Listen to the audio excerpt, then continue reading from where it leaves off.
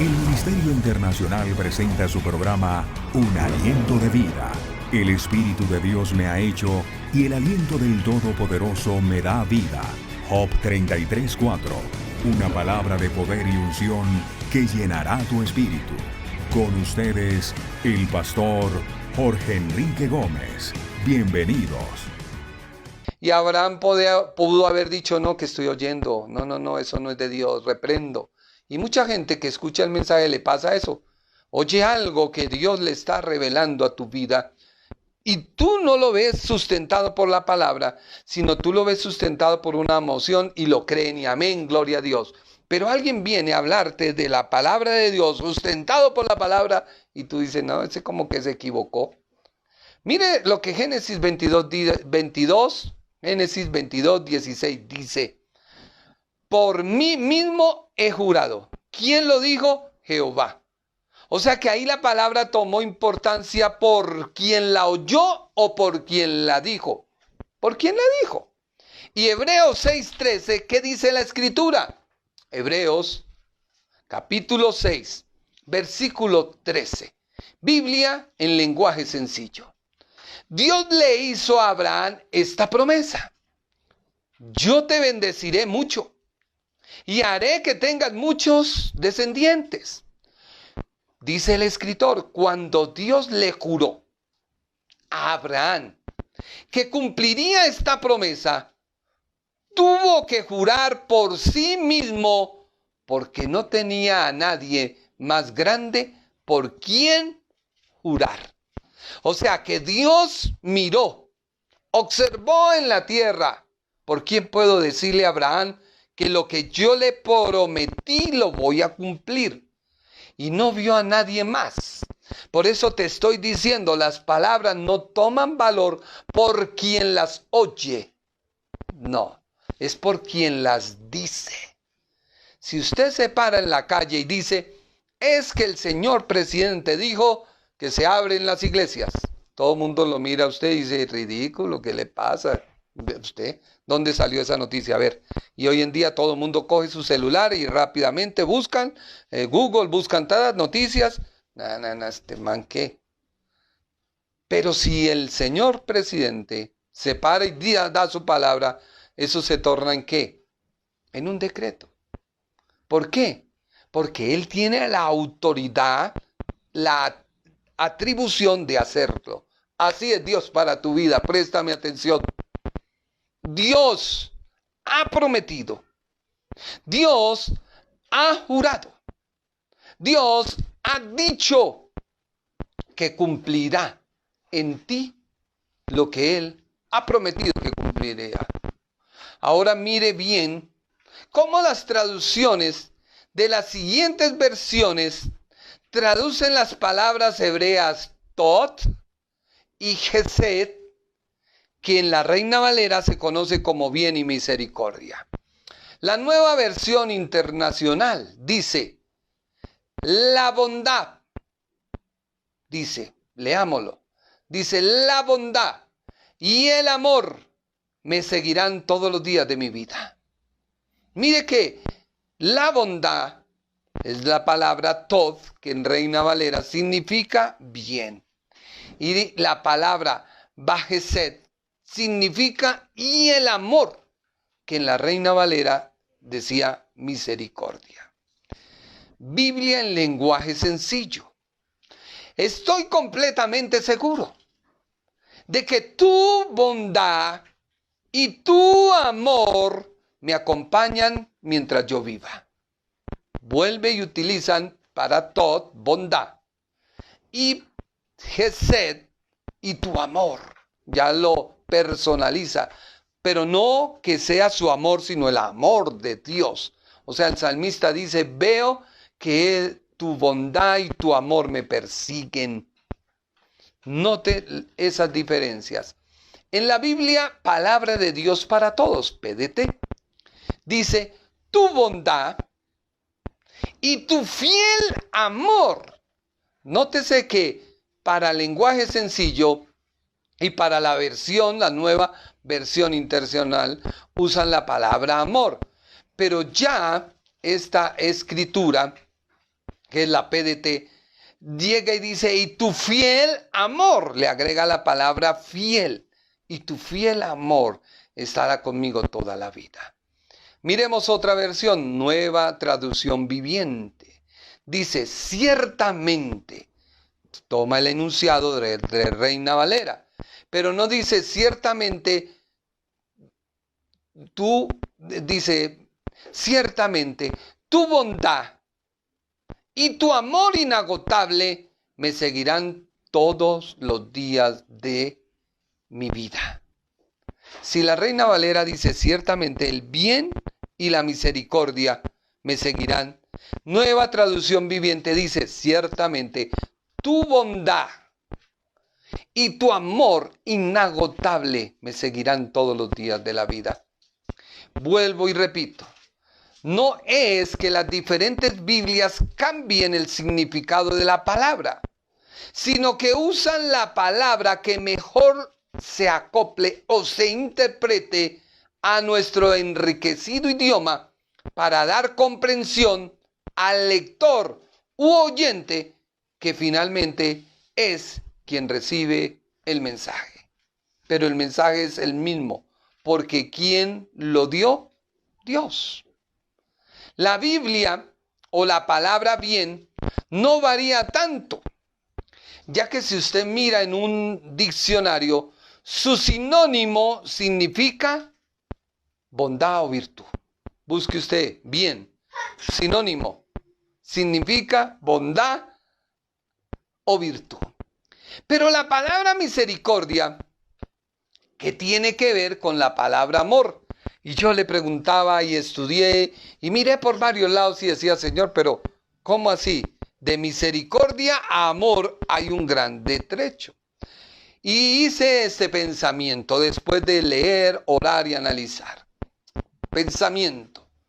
Solo puedo decir que el amor que Dios sintió, siendo uno de sus atributos, obró en amor por el hombre creado a su imagen y semejanza, el cual, el amor, le movió a actuar en misericordia, que es el más noble sentimiento de compasión por aquel que no podía ser libre de su condición, que solo por gracia, don inmerecido, de aquel que no le es merecido recibirlo, lo lleva a ejercer la misericordia, cualidad de perfección por parte de Dios en perdonar los pecados de ese ser creado a su imagen y semejanza, que por ningún otro medio podría acercarse a Dios si no fuera porque Dios entregó a su único Hijo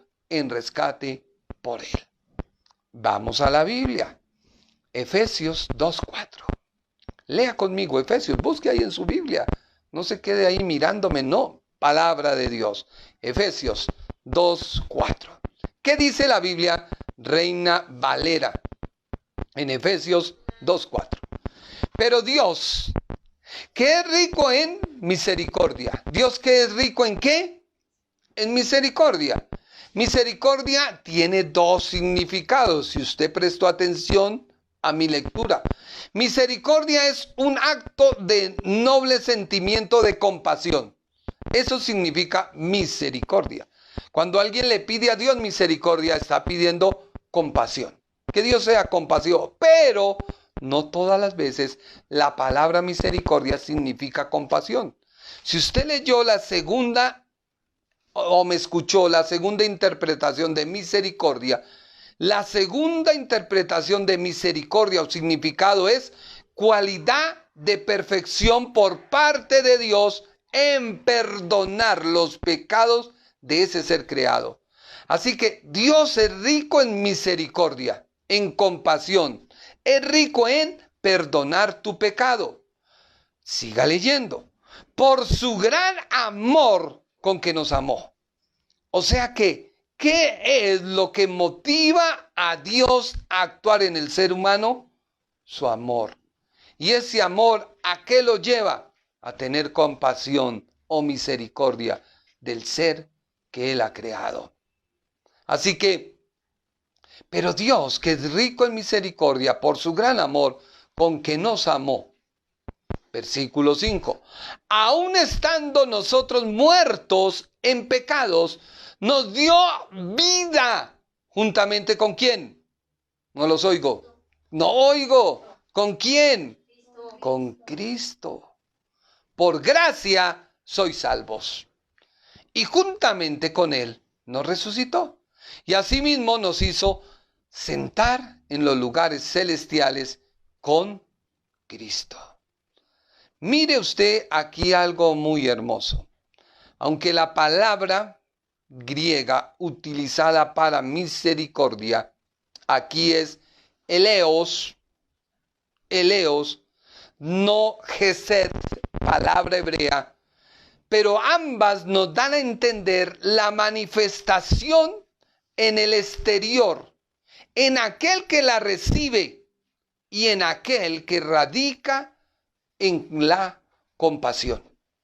Por lo cual se denota la fuente, que es Dios, porque es quien la provee, porque es rico en misericordia. ¿Qué dice Efesios 2:4? Por favor, en esta hora, léanlo. Busquemos Josué, Tito, capítulo 3, versículo 5, por favor, para que lo pongas. Tito, capítulo 3. Versículo número 5. Tito, capítulo 3, versículo 5. ¿Por qué? Porque vuelvo y le digo, se denota que la fuente de la misericordia, ¿quién es? Dios. Porque dice, pero Dios que es rico en misericordia, por su gran amor, con que nos amó. Estando nosotros muertos en pecado, nos dio vida, juntamente ¿con quién? Con Cristo. O sea que, si Cristo no hubiera muerto en la cruz del Calvario, ¿tú y yo podríamos recibir la misericordia de Dios? No. Pero Cristo muere en la cruz del Calvario no para levantar una religión, sino para mostrarle al hombre que solamente a través de ese amor de aquel que muere por toda la raza humana, Dios es compasivo en perdonarnos nuestros pecados. Gloria al Señor. ¿Y quién provee la salvación? Tito 3:5 dice, y nos salvó, pero no lo hizo porque nosotros hubiéramos hecho algo bueno, sino porque nos ama, Biblia de lenguaje sencillo, y quiso ayudarnos por medio del poder del Espíritu Santo. ¿Qué hizo? Nos salvó, nos purificó de todos nuestros pecados y nos dio nueva vida. Fue como si hubiéramos nacido de nuevo. Cuando alguien nace de nuevo, cuando reconoce que Jesucristo murió en la cruz del Calvario. ¿Por qué? No porque usted, Dios lo ame y diga, ay no, mire, esa Naomi tan hermosa, esa chica tan linda, voy a salvarla. No, así no fue. No, sino que mediante el poder del Espíritu Santo nos salvó y nos purificó de todos nuestros pecados y nos dio vida nueva. Y esa salvación es para ¿quiénes? ¿Solamente para los que leen la Biblia? No, esa salvación abarca a todo aquel que quiere, empezando por ¿quiénes? Por los judíos. Dice la Biblia, para hacer misericordia con nuestros padres y acordarse de su santo pacto. ¿Quiénes eran los padres? Pues el pueblo de Israel. Pero ya Romanos, en el capítulo 15, versículo número 9 de Romanos, dice lo siguiente, lenguaje sencillo. También vino para los que no son judíos, que den gracias a Dios por su bondad o misericordia. Pues así dice la Biblia, por eso te alabaré en todos los países y te cantaré himnos. ¿Por qué? Porque Dios tuvo misericordia. Dice otra versión, la nueva versión purificada, dice, para que los gentiles Glorifiquen a Dios por su misericordia. Como está escrito, por tanto yo te confesaré entre los gentiles y cantaré a tu nombre. Así que ya vemos un amplio panorama de la palabra misericordia que va entrelazada y unida con la palabra amor. Por eso empecemos nuestro desarrollo al tema. El Salmo 23:6 dice la Biblia de las Américas: ciertamente el bien y la misericordia me seguirán todos los días de mi vida, y en la casa del Señor moraré por largos días. La primera palabra hebrea que debo estudiar es ciertamente. Repita conmigo: ciertamente. Cuando yo quiero expresarle a mi esposa una única verdad, ¿qué le puedo decir? ¿Te amo? Ella va a decir, pues sí, yo sé que te amo. Pero si yo a esa palabra, a esa expresión, le agrego ciertamente, ¿qué estoy haciendo? Un énfasis, un énfasis, un énfasis. Porque la palabra hebrea usada para decir ciertamente es la palabra akak o aj, que se traduce como ciertamente, verdaderamente, indudablemente. Ya que la acción que hace la palabra es enfático, es decir, de hecho, sin duda, pero a su vez encierra una restricción con todo eso, o solamente, o sin embargo. O sea que Dios está diciendo ciertamente, así como tu sombra te persigue, el bien, la misericordia o la bondad y el amor de Dios te perseguirán. Así que la palabra actúa como adverbio, que quiere decir que es una palabra que hace parte de la oración, que complementa a los verbos top y al verbo gesed. O sea que esa palabra le da un valor agregado que no hay forma por la cual Dios no te ame a ti para siempre con bondad y amor indescriptible. La certeza es la misma naturaleza con que la persona dice lo que está diciendo. Y vuelvo y le repito, es más importante quien dice las cosas a quien las escucha. Quien tiene el conocimiento y el poder para hacer las cosas.